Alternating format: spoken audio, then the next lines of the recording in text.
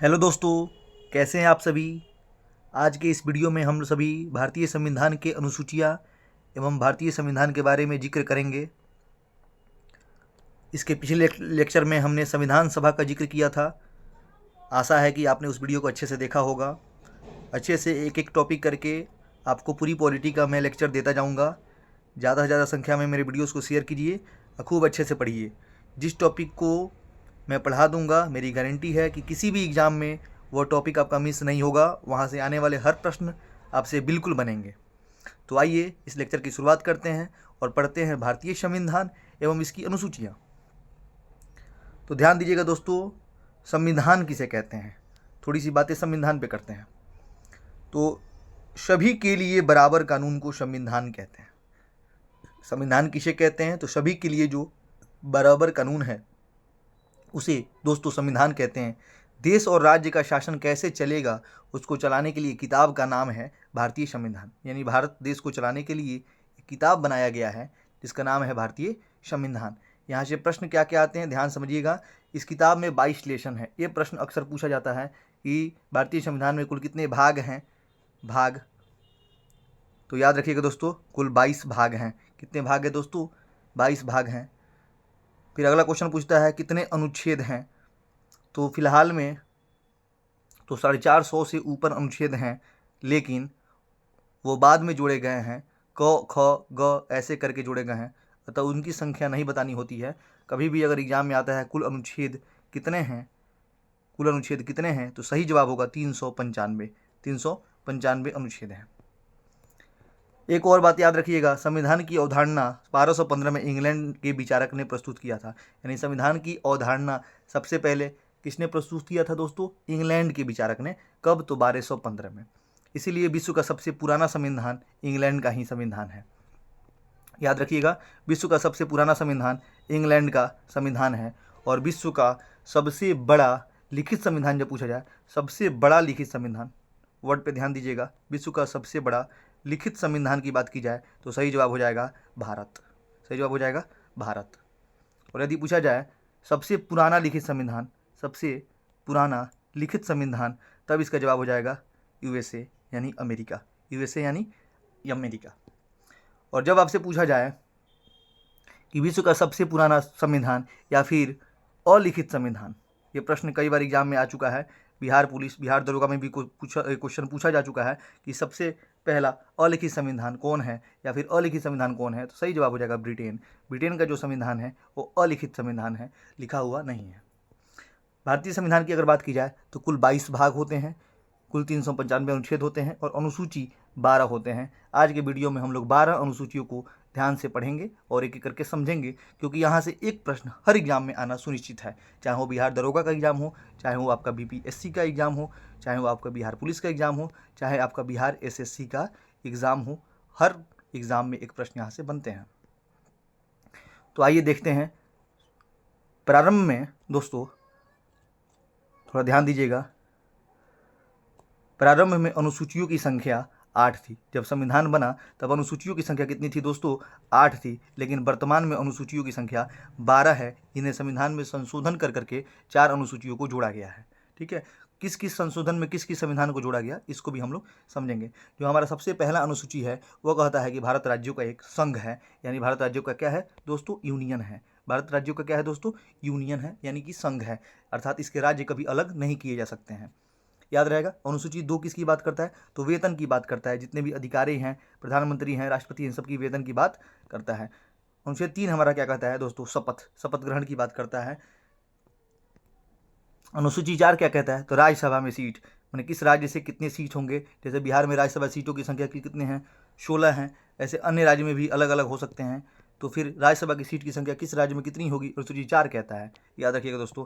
अनुसूची 5 क्या कहता है? SC ST यानी अनुसूचित जाति, अनुसूचित जाति और अनुसूचित जनजाति, जनजाति के लिए बनाया गया है अनुच्छेद 5। अनुच्छेद 6 में किसका जिक्र है? तो पूर्वोत्तर के 4 राज्य का जिक्र है। पूर्वोत्तर को 4 राज्य का जिक्र है। इनके अंतर्गत 4 राज्य आते हैं और ये 4 राज्य का भी नाम पूछा जाता है। इसको भी याद रखेंगे दोस्तों जरूर। एग्जाम में कई बार आता है कि निम्न में कौन पूर्वोत्तर के 4 राज्य अनुसूची 6 के अंतर्गत राज्य नहीं आते हैं। तो पहले आप याद कर लीजिए, असम, मेघालय, त्रिपुरा और मिजोरम। इसको दोस्तों 4 बार पढ़ना है, बिल्कुल याद हो जाएगा। असम, मेघालय, त्रिपुरा, मिजोरम। तो एक बार फिर इस 6 अनुसूचियों को हम लोग देखते हैं। मैं क्वेश्चन पूछूंगा, आप लोग जवाब देंगे। अनुसूची 1 क्या कहता है? भारत राज्यों का एक संघ है। अनुसूची 2 दोस्तों वेतन। पहले देखिए दोस्तों, वेतन की बात होती है। किसी भी नौकरी को अगर आप लेते हैं तो पहले वेतन की बात होती है, फिर शपथ की बात होती है ना। मतलब पहले वेतन पूछिएगा तब ना ज्वाइन कीजिएगा। यानी वेतन 2 नंबर पे आएगा, शपथ 3 नंबर पे आएगा। कुछ स्टूडेंट 2-3 में कन्फ्यूज हो जाते हैं, आप कभी कन्फ्यूज मत होइएगा। पहले वेतन फिर शपथ। तो अनुसूची 2 वेतन, अनुसूची 3 शपथ, अनुसूची 4 राज्यसभा में सीट, अनुसूची 5 SC ST, 6 पूर्वोत्तर के 4 राज्य, 4 राज्यों के नाम असम, मेघालय, त्रिपुरा, मिजोरम। असम, मेघालय, त्रिपुरा और मिजोरम। अब ये दोस्तों संशोधन की बात की जा रही है। मूल संविधान में 8 अनुसूचियाँ थीं, लेकिन बाद में 12 हो गई, तो 9वीं अनुसूची जोड़ा गया पहला संविधान संशोधन के द्वारा, जो 1956 में 1951 में हुआ था। 10वीं अनुसूची को जोड़ा गया 52वां संविधान संशोधन के द्वारा, जो 1900 हमारा हुआ था 86 में। 73वां संविधान संशोधन द्वारा 11वीं अनुसूची को जोड़ा गया, जो हमारा 1992 में हुआ था। और 74वां संविधान संशोधन दोस्तों हुआ था 1993 में, जो अनुसूची 12 में जोड़ा गया, जिसमें नगर पालिका को जोड़ा गया था। तो ये याद रखिएगा, यहाँ से एक क्वेश्चन बनते हैं कि किस संविधान संशोधन द्वारा किसको जोड़ा गया। एक बार और देख लेते हैं। पहला द्वारा 9वीं, 52वां, ऐसे याद रखिए ना, बता रहे हैं। पहला 52वां, 73, 74। तो 9वीं, 10वीं, 11वीं, 12वीं याद रहेगा। पहला 52वां, 73 और 74। और इसका सन याद रखिएगा, पहला 1956, पहला 1956 में लिख देता हूँ। 52वां 1986, 73वां 1992 और 74वां 1993 संशोधन के द्वारा जोड़ा गया। ठीक है दोस्तों, अब बात करते हैं अनुसूची 7 की। 7वीं अनुसूची में किसका जिक्र है? तो दोस्तों 7वीं अनुसूची में शक्तियों का विभाजन किया गया है, यानी सूचियों का जिक्र है। किसका जिक्र है?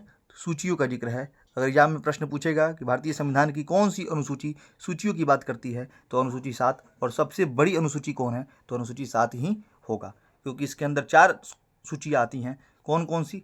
ध्यान देंगे।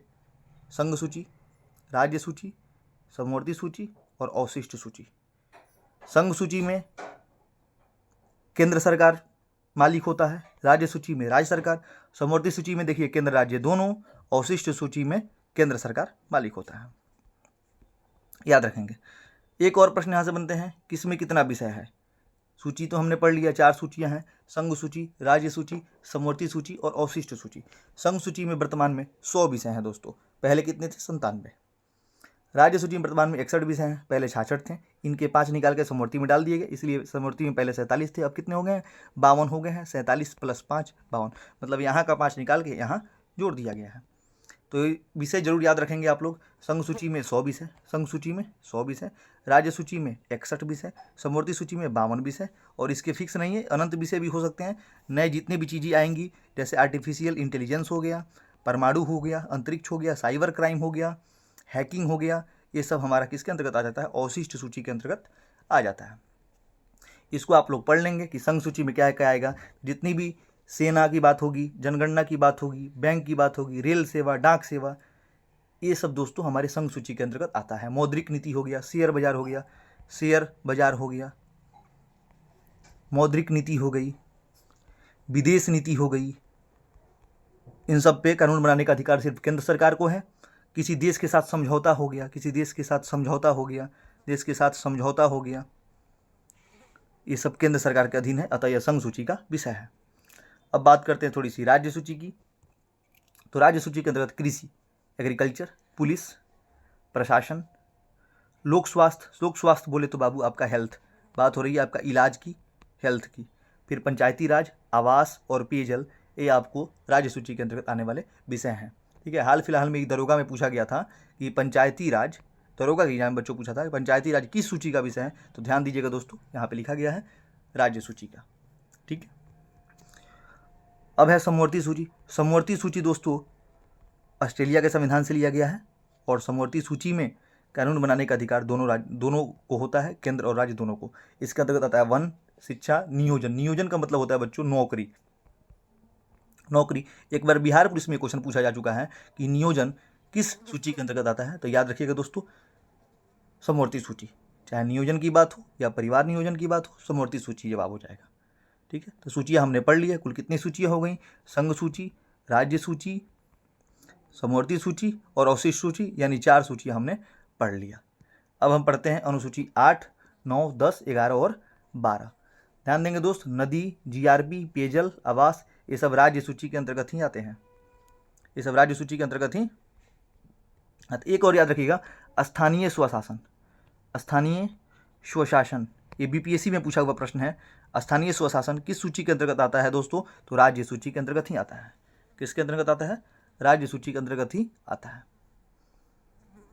अब हम सभी देखते हैं 8वीं अनुसूची।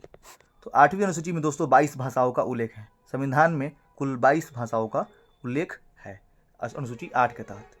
अनुसूची 9 की बात की जाए तो इसमें भूमि सुधार, जमींदारी उन्मूलन की बात की गई है। भूमि को सुधारा गया है और जमींदारी प्रथा को समाप्त किया गया है। जमींदारी प्रथा को क्या किया गया है? समाप्त किया गया है अनुसूची 9 के तहत। 10 में दल बदल है। दल बदल यानी आप दल नहीं बदल सकते हैं जीतने के बाद, पहले बदलिए चुनाव से पहले। अनुसूची 11 में पंचायत, जिसे ग्राम पंचायत भी कहा जाता है, तो ग्राम पंचायत अनुसूची 11 के अंतर्गत आता है। और 12 के अंतर्गत आता है दोस्तों नगर पालिका। नगर पालिका जिसका प्रधान आपका होता है कौन? मेयर या चेयरमैन। और पंचायत जिसका आपका प्रधान होता है, पंचायत का प्रधान होता है दोस्तों मुखिया। तो मुखिया की चुनाव, ये सब। एक क्वेश्चन आया था कि पंचायत का चुनाव संबंधी निर्णय कौन लेता है? तो राज्य सरकार लेता है। याद रखिए, ये भी प्रश्न आता है अक्सर एग्जाम में। राज्य सरकार लेता है। राज्य सरकार लेता है क्योंकि ये राज्य सूची का विषय है। पंचायत की सूची का विषय है दोस्तों, राज्य सूची का। नगर पालिका की सूची का विषय है दोस्तों, तो ये भी राज्य सूची का ही विषय है। ठीक है, यानी हमने 12 के 12 अनुसूचियाँ पढ़ लिया। एक बार इस वीडियो को दोबारा देख लीजिएगा, रिवीजन कर लीजिएगा। इतना जानिए कि 2 से 3 मार्क्स आपका हर एग्जाम के लिए क्लियर है। अनुसूची से क्वेश्चन आते ही हैं, कम से कम 2 मार्क्स के क्वेश्चन तो आते ही हैं। इसलिए इस वीडियोस की ज़्यादा से ज़्यादा प्रैक्टिस करेंगे। 1 से 2 बार, 2 से 3 बार इस वीडियो को देख लेंगे, 100% आपको याद हो जाएगा और 12 अनुसूची आपको जुबान पे याद रहेगा। ठीक है, तो आज के लेक्चर में दोस्तों इतना ही। फिर मिलते हैं फिर अगले वीडियो में। ज़्यादा से ज़्यादा दोस्तों के बीच हमारे वीडियोस को शेयर कीजिए, लाइक, शेयर और सब्सक्राइब कीजिए। जय हिंद दोस्तों।